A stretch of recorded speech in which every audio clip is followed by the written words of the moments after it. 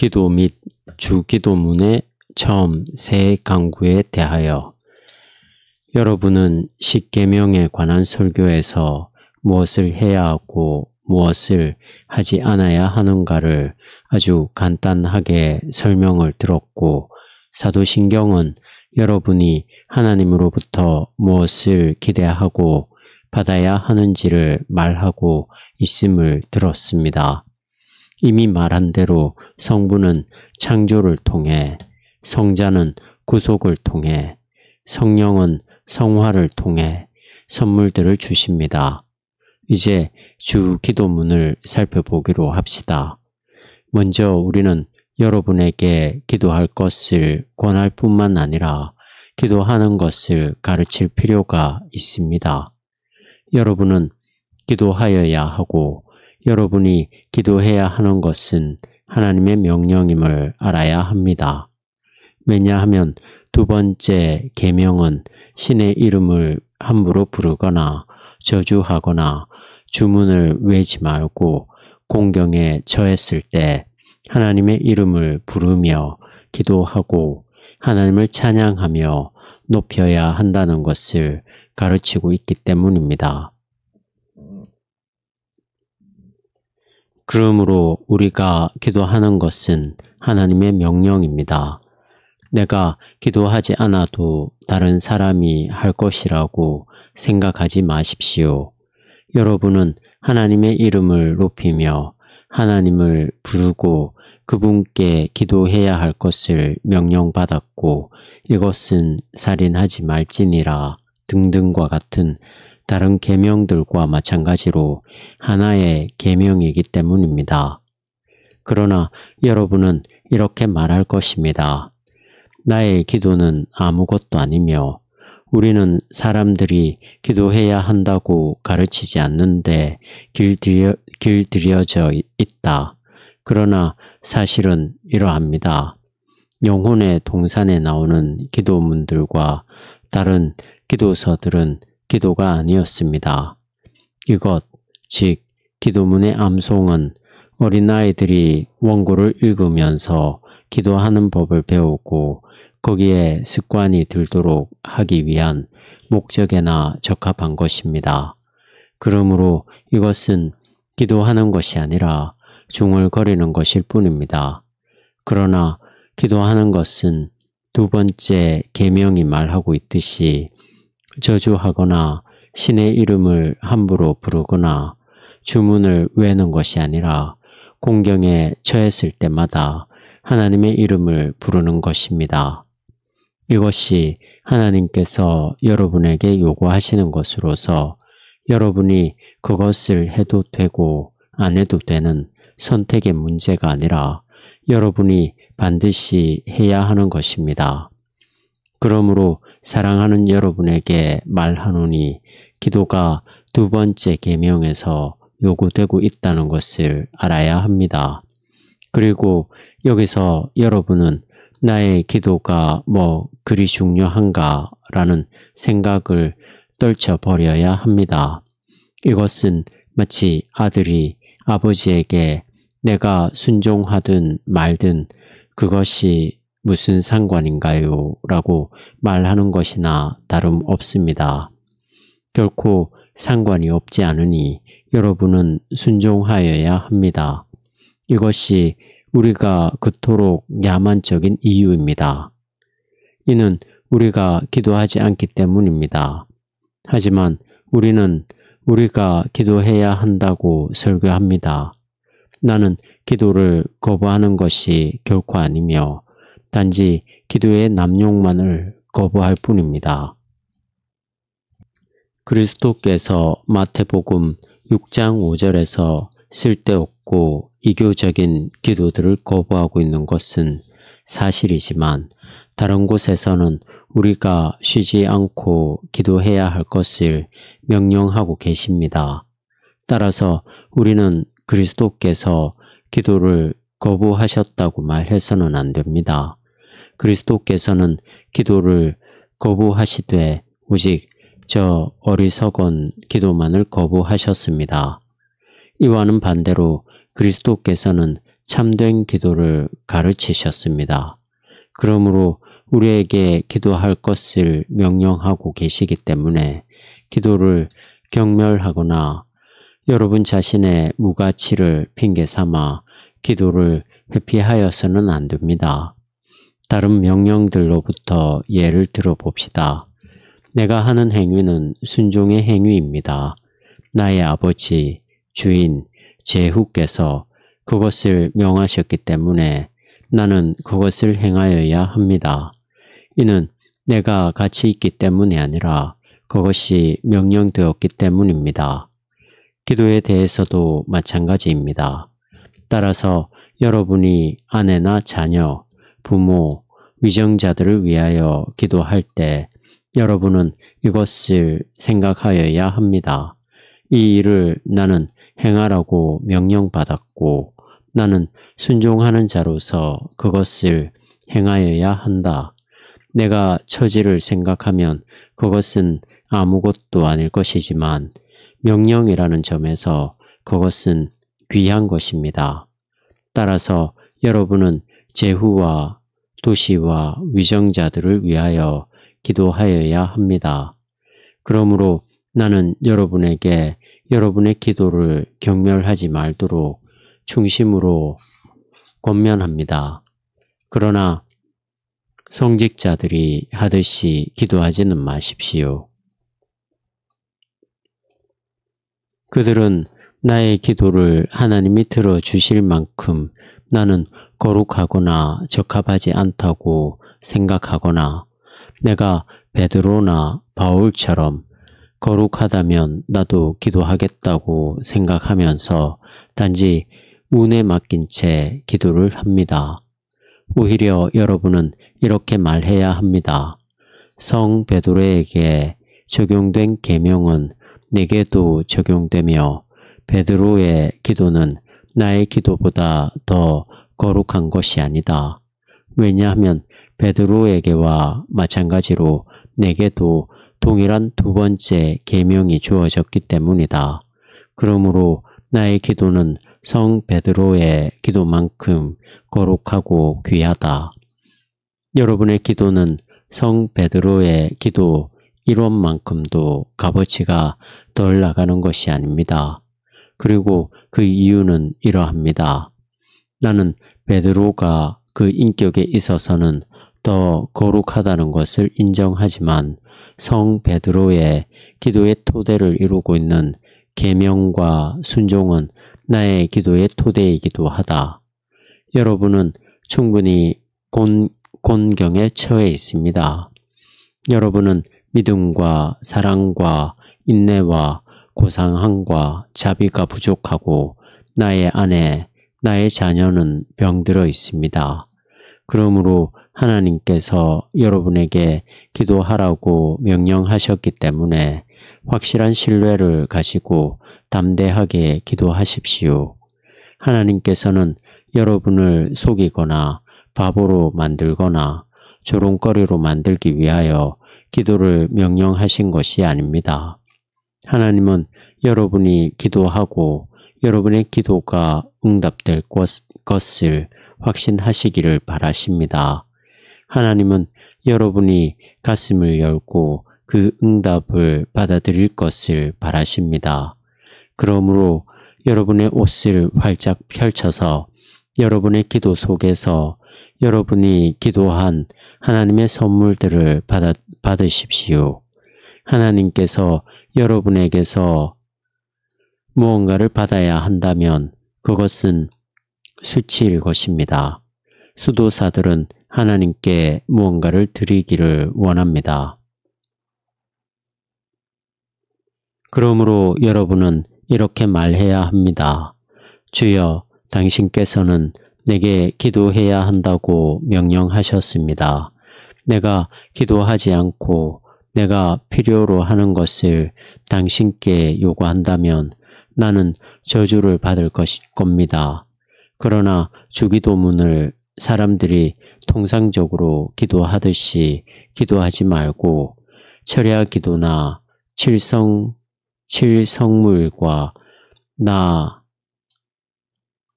칠성무일과나 탄원의 하나님을 기도하듯이 주기도문을 기도해서는 안 됩니다. 그것은 아무것도 아닙니다. 모든 수도원들과 기관들이 한자리에 운집한다고 할지라도 그들은 포도주 한 방울만큼도 기도하지 않을 것입니다.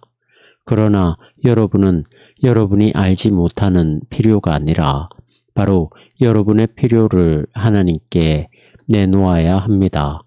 그래야 여러분은 여러분이 무엇이 부족한지 스스로에 대하여 알게 되고 여러분이 주머니를 넓게 벌리면 벌릴수록 더욱더 많은 것을 받을 수 있다는 것을 배우게 됩니다. 그러므로 어린아이들은 바로 요람에서부터 제후들과 형제들과 친구들을 위하여 기도를 시작하여야 합니다. 왜냐하면 구하라 그러면 너희에게 주실 것이요 찾으라 그러면 찾을 것이요 문을 두드리라 그러면 너희에게 열릴 것이니 라는 명령과 약속이 주어져 있기 때문입니다.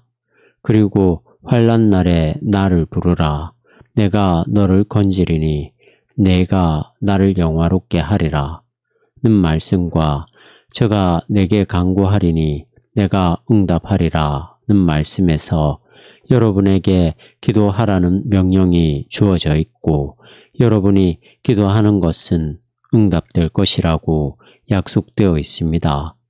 따라서 계속해서 이렇게 말하십시오. 이제 나는 나의 기도를 경멸해서는 안 된다는 것을 압니다. 왜냐하면 내가 나의 기도를 경멸한다면 나는 하나님의 명령과 약속을 경멸하는 것이 되기 때문입니다. 그러나 하나님은 기도를 경멸하지 않으시고 오히려 기도를 명령하셨고 기도를 들으실 것이라고 약속하셨습니다. 그런데 왜 내가 기도를 경멸해야 합니까? 그러나 우리는 기도하지 않는 야수처럼 살고 있습니다. 이상은 기도에 대한 안내이자 권면입니다. 왜냐하면 우리의 모든 방패는 기도에 있기 때문입니다. 우리는 제후들과 왕들과 세상과 마귀를 상대하기에는 너무 약합니다. 그들은 우리보다 훨씬 더 강하고 힘이 있습니다. 그러므로 우리는 그리스도인의 병기에 의존하여 이렇게 말해야 합니다.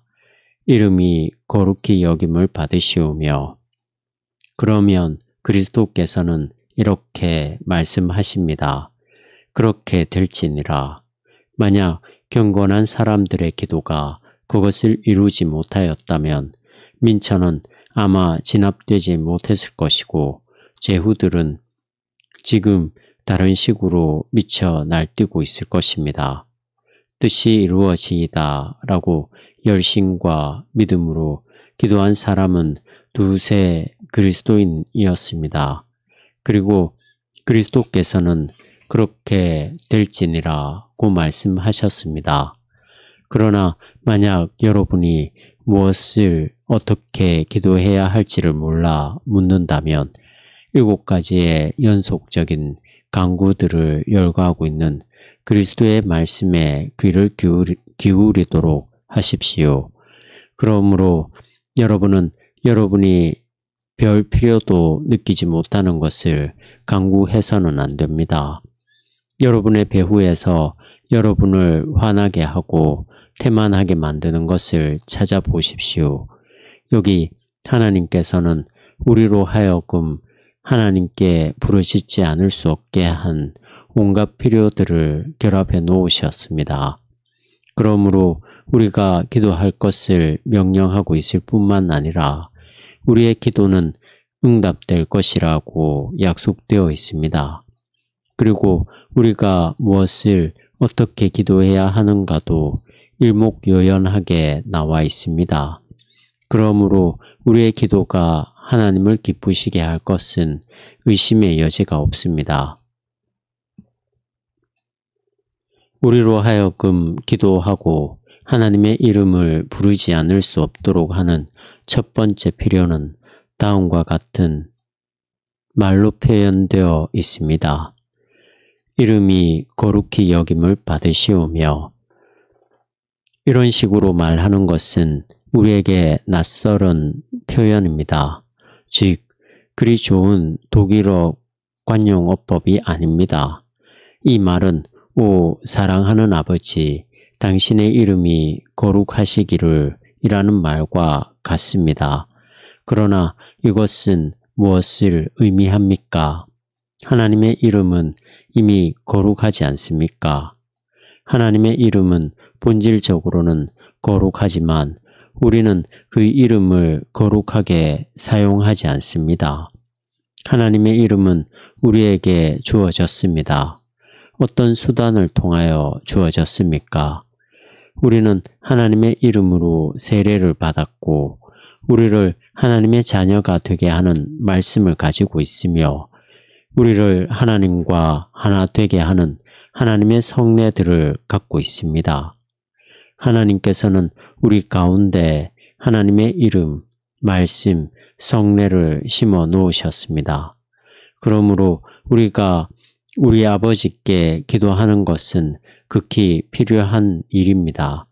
하늘에 계신 아버지께서 영광을 받으신다면 나는 기꺼이 가난과 병고를 견딜 것이며 하늘에서 극히 거룩하신 하나님의 이름이 우리 가운데서도 귀하고 거룩하게 된다면 나는 기꺼이 궁핍함을 견딜 것입니다.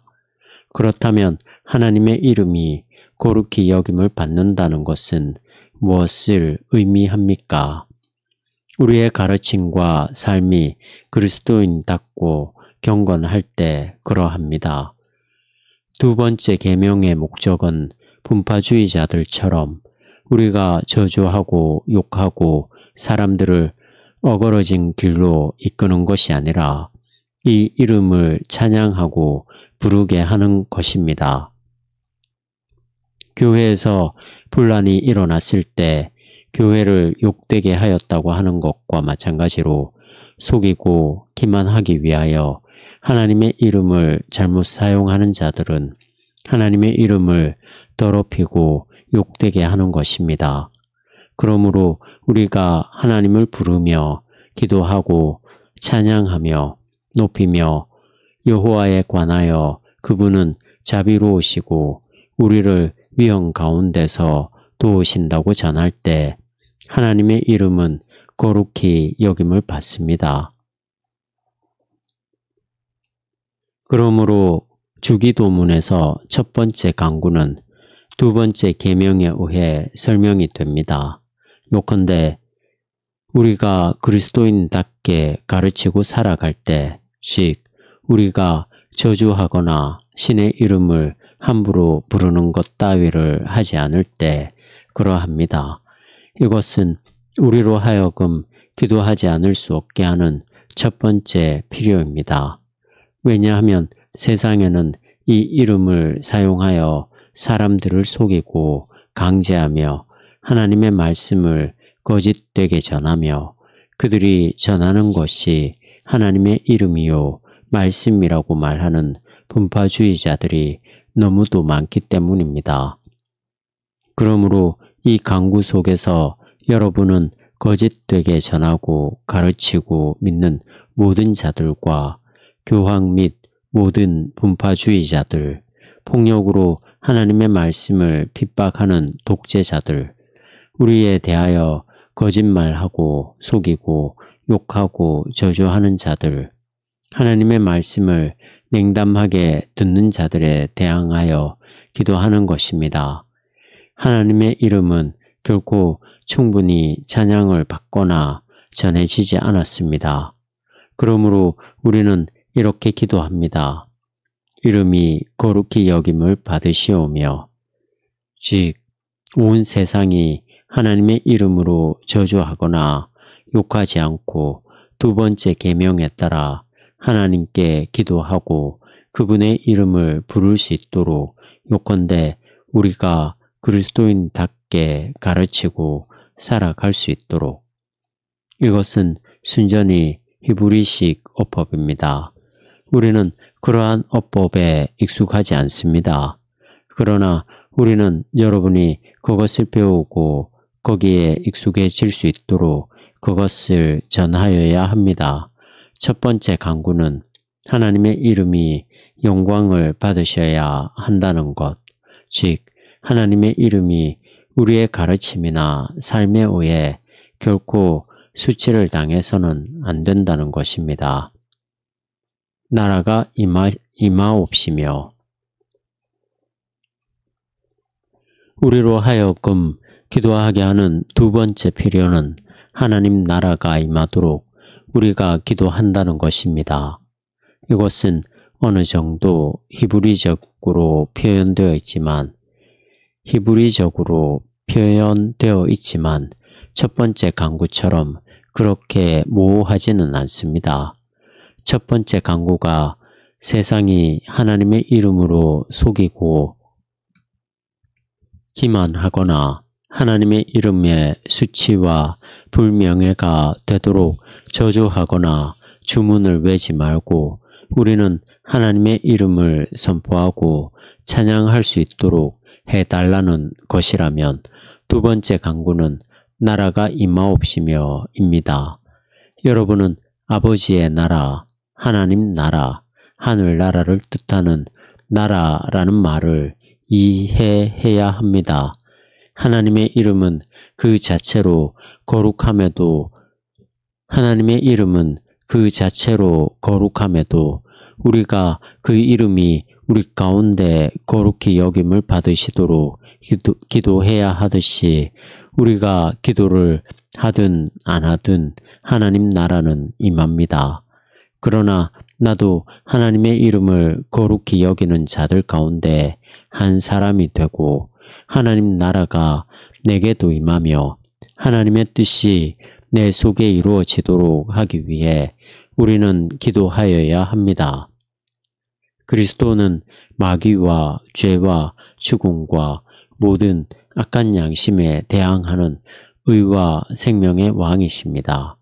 그리스도께서는 우리가 그분을 믿고 거룩한 삶을 살도록 하기 위해 거룩한 말씀을 주셨고 전하셨습니다.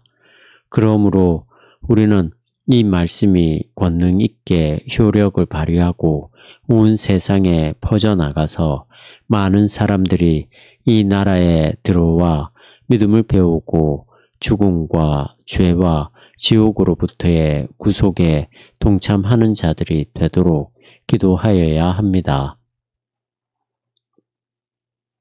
첫 번째 강구는 하나님의 이름이 모독을 받지 않고 오히려 기림을 받을 수 있도록 해달라는 것입니다. 두 번째 강구는 이것이 열매를 맺게 해달라는 것, 즉 하나님의 이름이 거룩히 여김을 받아서 그의 나라가 우리 가운데 임하고 우리가 그의 나라에 참여하는 자들이 되게 해달라는 것입니다. 두 번째 강구는 이것이 열매를 맺게 해달라는 것, 즉 하나님의 이름이 거룩히 여김을 받아서 그의 나라가 우리 가운데 임하고 우리가 그의 나라에 참여하는 자들이 되게 해달라는 것입니다. 그러나 하나님 나라는 두 가지 방식으로 우리에게 임합니다. 첫째로 바로 여기에서는 말씀을 통하여 임하고 둘째로 저 장래에는 영원한 생명이 우리에게 주어집니다. 이것은 독일어로 표현될 때 강력한 강구가 됩니다. 사랑하는 아버지, 당신의 순전한 말씀을 주셔서 온 세상에 순전하게 전파되어 사람들에게 받아들여지고 믿어질 수 있도록 은혜와 권능을 허락하소서. 첫 번째는 말씀에 관련되어 있고 두 번째는 말씀의 열매와 관련되어 있습니다. 왜냐하면 만약 말씀이 전파되었지만 받아들여지지 않는다면 하나님 나라는 임하지 않을 것이기 때문입니다. 이것은 히브리식으로 표현되어 있기 때문에 모호한 기도가 되었습니다. 이것들은 두 가지 커다란 필요들입니다. 여기 이 땅에서 하나님 나라는 믿음의 시작을 통하여 임하고 저기 영원에서는 영생의 계시를 통하여 임합니다. 이것들은 이 기도의 두 가지 커다란 강구들로서 먼저 그의 나라를 구하라는 그리스도의 말씀 속에 포괄되어 있습니다. 여기서 우리는 하나님의 이름과 나라가 우리와 함께 하도록 기도합니다. 뜻이 이루어지이다. 이 강구를 드릴 때 여러분은 하나님 나라를 회방하고자 하는 마귀와 그 무리들이라 불리는 한 패거리를 예의주시하여야 합니다. 왜냐하면 한 가정의 가장은 자기 자신만이 아니라 가족들까지 부양하여야 하기 때문입니다. 그리고 여기에서도 그러합니다. 우리가 처음 두 가지 가장 큰 강구들을 이미 드렸다고 할지라도 마귀는 말씀이 전파되고 사람들이 그것을 받아들이는 것을 견딜 수 없어 합니다. 여기서 마귀는 도과사를 지니고 있습니다. 마귀에게는 말씀에 대항하는 세상과 게으른 우리의 육체가 있습니다. 교황, 황제, 제후들, 마귀의 의지와 우리의 육체가 하나님의 뜻이 이루어지는 것을 방해합니다. 우리가 기도하는 것은 이렇습니다. 사랑하는 아버지, 우리를 마귀와 그의 졸개들, 당신의 뜻을 회방하고자 하는 우리의 게으른 육체로부터 구하시고 당신의 복음이 방해받지 않고 뻗어나가도록 은혜를 베푸소서. 이렇게 하여 이 세 가지 강구들을 통해 하나님과 관련된 우리의 필요가 드러나는데 그것은 우리의 유익으로 되돌아옵니다. 하나님의 이름은 그 자체로 거룩히 여김을 받을 뿐만 아니라 내 속에서 거룩히 여김을 받습니다.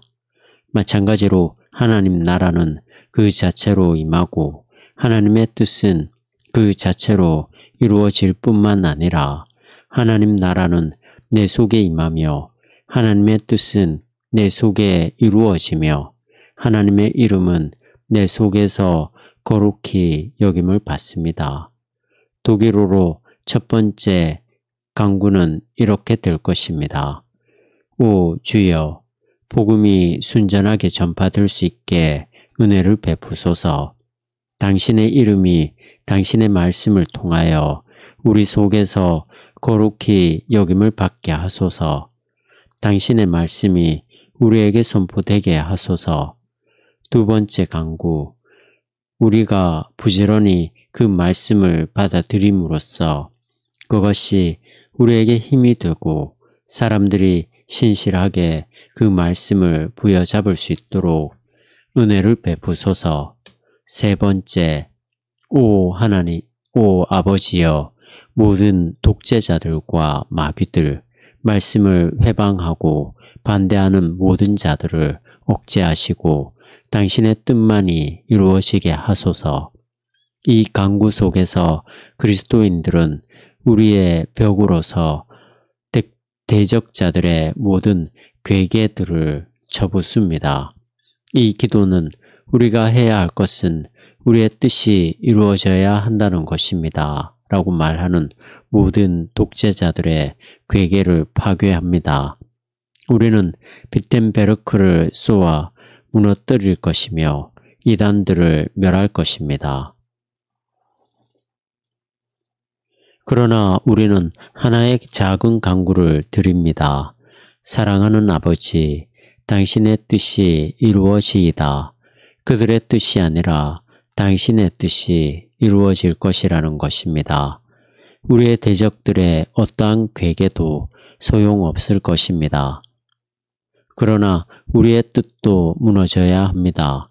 그렇지 않다면 하나님의 이름이 우리 속에서 거룩히 여김을 받지 못하게 될 것이고 그의 나라가 우리에게 임하지 않을 것입니다.